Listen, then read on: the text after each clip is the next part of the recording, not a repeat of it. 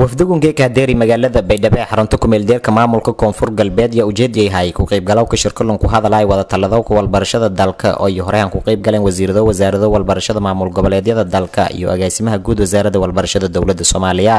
shirkun yantii u socday badiirada la ka saaro doonay sidii ku hadalay walbarashada dalka iyo ku shaqeeyo ka sidii la soo biilay horumarka walbarashada oo dalku ka tilaabsada mayna shirka geeka toosan ku furmay magaalada Baydhabo ee xarunta gobolka Baay agaasimaha guud wasaaradda walbarashada dawladda federaalka Soomaaliya Ahmed Xasan Yuusuf iyo koreyntii faahfaahin ku bi ajandaha lagu hadalo shirkun maalmo ku socdo doona magaalada Baydhabo ee xarunta gobolka Baay wasiiradii iyo markay bahdi kale waxbarashada markay dawladda dambeyd doona shirkadaha cishada horeeya noqon doona in waxyaalaha farsamo ahaan waxbarashada asaaska waa inuu markay xooga saari doono si aynu talo iyo soo jeedin aynu uga samayno waxyaalaha aynu soo calaamadinaya ajandayaasha ugu jira wixii intaa ka dambeeyana ay isku tabaridka iyo ansixinta iyo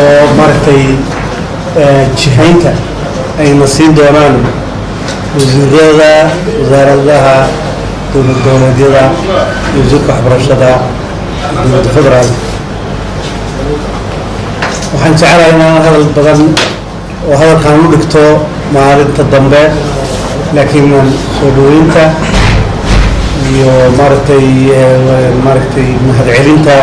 wasiirka wasaaradda walbarashada hidaha iyo tacliinta sare dawlad goboleedka Koonfur Galbeed Cabdiraxmaan Isaaq Malaaq oo shirku ku hadalay buu sheegay intii shirku muhiimadiisa ku hadalo mideynta manaahijta iyo ku shaqeeyowka imtixaanaadka foodahan ee qaadaysa dawladda federaalka Soomaaliya waxaa maanta aad iyo aad shir muhiim ah ugu furmi doona hadii ilaahay magaalada Baydhabo waxaa lagu hadli doonaa arrimaha waxbarashada waxaa ka soo qayb galay wasaaradaha dawlad goboleedyada wasiiradooda iyo agaasimiyaalkooda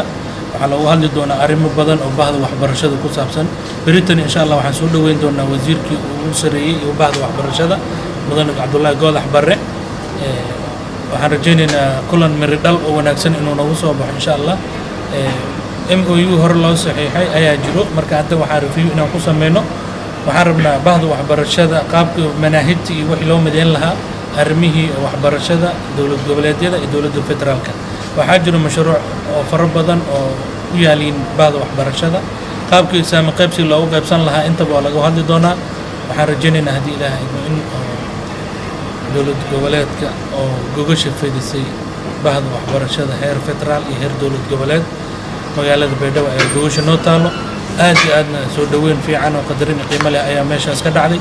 waxaan rajaynaynaa inaan ku guuleysan doono haddii ilaahay idmo saxaafadan aad iyo aad ugu mahadcelinaynaa kulankan oo maanta si diiran leh noogu soo dhaweeyeen iyagana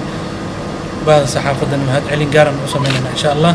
Faisal Maxamed Isaaq telefishinka iyo raadiyaha dawlad goboleedka Koonfur Galbeed magaalada Baydhabo